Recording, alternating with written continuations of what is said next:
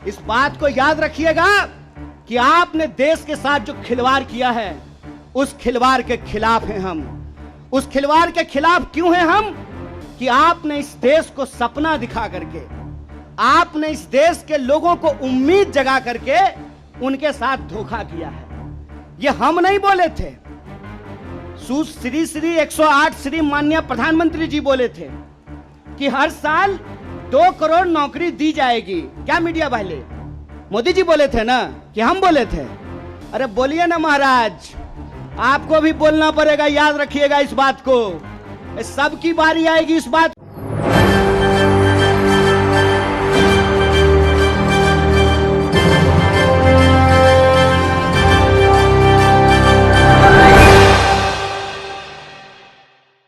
क्या सरकार से सवाल पूछना गुनाह है? सरकार से सवाल पूछेंगे तो जेल जाएंगे, सरकार से सवाल पूछेंगे तो सदस्यता जाएगी, सरकार से सवाल पूछेंगे तो ईडी और सीबीआई का छापा पड़ेगा, और सरकार से अगर सवाल पूछ लिया तो खैर नहीं है। लेकिन कांग्रेस पार्टी के तमाम बड़े नेता, विपक्षी पार्टी के तमाम बड़े नेता, विपक्षी पार्टियां ये कह रही हैं कि अगर सरकार जेल में डालना चाहती है तो डाल दे, सीबीआई और ईडी का छापा मारना चाहती है तो मार दे, सरकार अगर अपनी मनमर्जी करना चाहती है तो कर ले, लेकिन विपक्ष की आवाज को नहीं दबाया जा सकता। और विपक्ष सवाल तो पूछेगा, लेकिन सबसे बड़ी बात तो यह है कि सवाल पूछने के इसी रेस में कन्हैया कुमार आगे हो गए। कन्हैया कुमार ने एक ऐसा भाषण दिया जिस भाषण ने पूरे देश में तहलका मचा रखा है, और यह भाषण जब मोदी सरकार तक पहुंचता है, भाजपाइयों तक पहुंचता है, तो उनके माथे से पसीना चूने लगता है। कैसे पसीने को पूछा जाए, क्योंकि कन्हैया कुमार तो सवाल वाजिब ही पूछ रहे हैं। जी हां, आज बात कर रहे हैं कन्हैया कुमार की, और कैसे कांग्रेस पार्टी के युवा नेता, तेज तर्रार नेता कन्हैया कुमार पर अब ईडी और सीबीआई का खतरा मंडरा रहा है। आने वाले वक्त में क्या कुछ हो जाए पता नहीं, गिरफ्तारी भी हो सकती है, छापा भी पड़ सकता है, नजरबंद भी किया जा सकता है, क्योंकि सरकार से सवाल पूछोगे तो सदस्यता चली जाएगी जैसे राहुल गांधी की चली गई, सरकार से सवाल पूछोगे तो ईडी और सीबीआई की जांच बैठ जाएगी जैसे दिल्ली के मुख्यमंत्री अरविंद केजरीवाल से पर बैठी। जांच अगर होगी तो विपक्ष पर होगी, और सवाल पूछोगे तो ईडी और सीबीआई दफ्तर में भी बुला लेगी, जैसे पुलवामा हमले का जिक्र करके सत्यपाल मलिक के करीबियों को ठिकानों पर छापा मारा गया, सत्यपाल मलिक को भी परेशान किया जा रहा है, पूछा जा रहा है। नमस्कार, मैं हूं राहुल शर्मा, आप देख रहे हैं एसपीएन आई न्यूज़, और स्वागत है आप सभी का आज के इस प्रोग्राम में। प्रोग्राम की शुरुआत कांग्रेस पार्टी के युवा नेता और तेज तर्रार नेता, कांग्रेस की जो नेता हैं कन्हैया कुमार से। दरअसल कन्हैया कुमार का एक भाषण काफी तेजी से वायरल हो रहा है, जिसमें कन्हैया कुमार मोदी सरकार से ऐसे ऐसे सवाल पूछ रहे हैं कि सरकार के पास सवाल का जवाब देने लायक तो कुछ बचा ही नहीं है। लेकिन यह कहा जा रहा है कि अगर और ज्यादा सवाल पूछे गए तो ईडी और सीबीआई जरूर बैठ जाएगी। संसद में होता क्या है? राहुल गांधी गौतम अडानी को लेकर सरकार से सवाल पूछते हैं। देश के प्रधानमंत्री नरेंद्र मोदी संसद में मौजूद थे, लेकिन देखने को मिलता है कि राहुल गांधी के एक भी सवाल का जवाब पीएम मोदी नहीं दे पाए। और तो और तस्वीर ये तक देखने को मिली कि पीएम मोदी ने पानी का एक गिलास उठाया और टेढ़ी नजरों से राहुल गांधी की तरफ देखते नजर आए। उनको यह लग गया कि राहुल गांधी अब बहुत बड़ा विकल्प कांग्रेस पार्टी का बन रहे हैं, 2024 से पहले बहुत बड़ा विकल्प बन रहे हैं, और अगर राहुल गांधी इसी तरीके के सवाल पूछते रहे तो देश की जनता जाग जाएगी। यही तो वजह है कि राहुल गांधी की संसद में उस बयान का ऑडियो और वीडियो क्लिप तक डिलीट करवा दिया गया। लेकिन कन्हैया कुमार और तमाम विपक्षी पार्टियों का अगर मैं जिक्र करूं तो उनका यह कहना है कि हम सरकार के आगे डरेंगे नहीं, हम सरकार के आगे झुकेंगे नहीं। और सीधे सीधे तौर पर कन्हैया कुमार ने भाजपाइयों की पोल खोलते हुए क्या कुछ कहा, देखिए एक रिपोर्ट। इस बात को याद रखिएगा कि आपने देश के साथ जो खिलवाड़ किया है, उस खिलवाड़ के खिलाफ हैं हम। उस खिलवाड़ के खिलाफ क्यों हैं हम? कि आपने इस देश को सपना दिखा करके, आपने इस देश के लोगों को उम्मीद जगा करके उनके साथ धोखा किया है। यह हम नहीं बोले थे, श्री 108 श्री माननीय प्रधानमंत्री जी बोले थे कि हर साल 2 करोड़ नौकरी दी जाएगी। क्या मीडिया वाले? मोदी जी बोले थे ना कि हम बोले थे? अरे बोलिए ना महाराज, आपको भी बोलना पड़ेगा, याद रखिएगा इस बात को। सबकी बारी आएगी, इस बात को याद रखिएगा। अरे हमारे लिए क्या है, जब तक जेल में चना रहेगा, आना जाना लगा रहेगा, हमको कोई दिक्कत नहीं है। लेकिन बारी सबकी आएगी, इस बात को याद रखिएगा। कहे थे ना मोदी जी कि हर साल 2 करोड़ रोजगार देंगे, बोले थे कि नहीं बोले थे? अरे बोलिए ना, आप कांग्रेस के कार्यकर्ता हैं, भाजपा के थोड़ी हैं कि डर जाएंगे, बोलिए। बोले थे ना, बोले थे ना कि महंगाई कम होगी, बोले थे ना खाते में 15 लाख रुपया आएगा, बोले थे ना अच्छा दिन आएगा। आया क्या? मोदी जी के स्टाइल में पूछूं क्या? आया क्या? अब नया जुमला आया है। अब नया जुमला आया है कि हम अग्निपथ लेकर के आए हैं। एगो भाजपा का नेता ईमानदार है, कैलाश विजयवर्गीय को धन्यवाद देना चाहिए।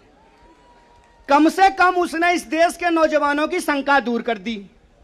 उन्होंने बता दिया भाजपा की नई योजना है तैयार, भाजपा ऑफिस में सभी नौजवान बनेंगे चौकीदार। यही योजना है ना। लेकिन मैं कहता हूं विजयवर्गीय जी, आपका बेटा बल्ला बहुत बढ़िया चलाता है, अफसर पे बैठ चला रहा था, उसको बीजेपी ऑफिस में क्यों नहीं सिक्योरिटी गार्ड बना देते हैं? मंत्री का बेटा बनेगा सेक्रेटरी, मंत्री का बेटा बनेगा बीसीसीआई का सेक्रेटरी, और किसान मजदूर का बेटा बनेगा भाजपा ऑफिस में सिक्योरिटी गार्ड। हाय रे हिपोक्रेसी, इसी को हिपोक्रेसी कहते हैं ना। और बेईमानी किसको कहते हैं? देश की जनता को लगा कि जब मोदी जी बोल रहे हैं तो सच ही बोलेंगे। मोदी जी की हर बात को मान लिया देश के लोगों ने। मोदी जी ने कहा दीपक जलाओ तो देश ने दीपक जलाया। मोदी जी ने कहा बत्ती बुझाओ तो देश ने बत्ती बुझाया। मोदी जी ने कहा थाली बजाओ तो देश ने थाली बजाया। सब कुछ किया इस देश ने। लेकिन देश अब तक इंतजार कर रहा है कि मोदी जी जो हमको कहे थे उसमें से एक भी चीज पूरा नहीं किए हैं। और ये देश की जो परिस्थिति है, इस परिस्थिति पे मुखर होकर के हमारे नेता बोलते हैं। इस बात का हमको गर्व है कि सरकार के सामने बिना झुके कोई लड़ता है अड़ करके तो उसका नाम राहुल गांधी है। उसको डराना चाहते हैं, उसको डराना चाहते हैं, उसको झुकाना चाहते हैं। अरे आप कहते हैं मोदी जी मैं भी चौकीदार, मोदी जी के समर्थन में लोग कहते हैं मैं भी चौकीदार। ये चौकीदार नहीं हैं, ये देश के ठेकेदार हैं। और ये देश के ठेकेदार कैसे हैं? क्योंकि इस देश के लोगों का, उनके भविष्य को ये ठेके पे कर देना चाहते हैं। ये जो अग्निपथ योजना है, इसकी मोटी मोटी बात आप समझ लीजिए। मैं बड़े ध्यान से सारा प्रेस कॉन्फ्रेंस सुन रहा हूं। प्रेस कॉन्फ्रेंस में सरकार जिलेबी की तरह गोल गोल कर रही है हर चीज को, सब कुछ बोल रही है, सब फायदा गिना रही है। हो सकता है कि कोई भाजपा का मंत्री यह भी आकर के कह दे कि अग्निपथ योजना में शामिल होने के बाद आपका बाल नहीं गिरेगा। जिस तरीके से उसके फायदे गिनाए जा रहे हैं, लेकिन असली बात नहीं बताया जा रहा है। एक सिंपल सवाल है, सरकार को इस बात का जवाब देश के नौजवानों को देना चाहिए। क्या सिंपल सवाल है कि जो भर्तियां हो रही थी वो भर्ती होगी कि नहीं होगी? सवाल नंबर 1 सिंपल बात है। पहले आर्मी में हर साल 75,000 कम से कम लोग बहाल होते थे। बाद में बीजेपी ने इसको घटा करके 50,000 कर दिया। और पिछले 2 साल में, अब तीसरा साल है, 50,000 लोगों को भी भर्ती नहीं की गई। बहाना क्या दिया गया? बहाना दिया गया कि कोरोना था इसीलिए भर्ती नहीं किए। हाय मोदी जी, कोरोना था तो चुनाव लड़ लिए, बंगाल में जाकर के दीदी ओ दीदी कर लिए, सब जगह चुनाव हो गया, उत्तर प्रदेश का चुनाव हो गया, बुलडोजर बाबा आ गए, लेकिन आर्मी। ये रिपोर्ट आपने देखी जिसमें विस्तार से हमने अपने दर्शकों को दिखाया, तो सीधे सीधे तौर पर जो तस्वीर इस वक्त की नज़र आ रही है, हालात इस वक्त के जो दिखाई दे रहे हैं, वो ये जाहिर तौर पर बताते हैं कि क्या देश में अब विपक्षी पार्टियों पर बुलडोज़र चलने वाला है और क्या कन्हैया कुमार आने वाले वक्त में गिरफ्तारी हो सकती है, लेकिन सवाल तो यही खड़ा हो रहा है कि आखिरकार गिरफ्तारी क्यों, आखिरकार विपक्ष पर छापे क्यों, आखिरकार विपक्ष से इतनी पूछताछ क्यों। क्या सरकारी एजेंसियां सत्ता पक्ष का रास्ता भूल गई हैं? बृजभूषण शरण सिंह कौन है? बीजेपी के सांसद, और किस तरीके से ठाट बाट के साथ रहते हैं। लेकिन तस्वीरें अगर देखी जाएं तो महिला पहलवानों ने यौन शोषण का आरोप बृजभूषण शरण सिंह पर लगाया, और देखते ही देखते बीजेपी के सांसद का बचाव बीजेपी के अपने ही पार्टी के लोग करने लगे।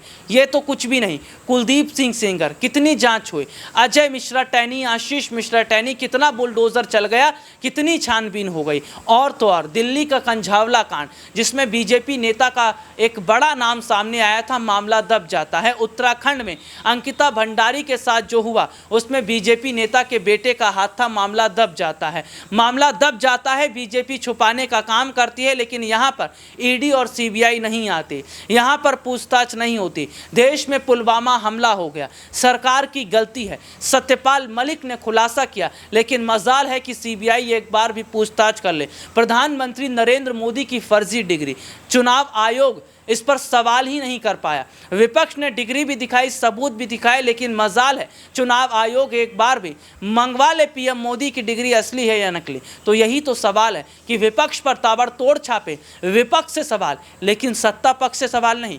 तो सीधे सीधे तौर पर जो तस्वीर दिखाई दे रही है, वो कहीं ना कहीं ये जाहिर तौर पर बताती है कि क्या सरकार विपक्ष की आवाज़ दबाने का काम कर रहा है। और 2024 से पहले अगर विपक्ष की आवाज़ को सरकार दबा पाने में कामयाब हो जाती है, तो 2024 का चुनाव मोदी सरकार आसानी से जीत जाएगी। हालांकि 24 का चुनाव जीतना बीजेपी के लिए आसान नहीं है, क्योंकि विपक्ष मजबूत हो चला है। कर्नाटक चुनाव के नतीजे बीजेपी की मुश्किलें बढ़ा रहे हैं, लेकिन विपक्ष जिस तरीके से एकजुट हो रहा है, ये कहीं ना कहीं बताता है कि 2024 से पहले अगर यही विपक्ष एकजुट होकर ये तय कर लेता है कि बीजेपी को हटाना है, तो शायद ऐसा ही होकर रहेगा।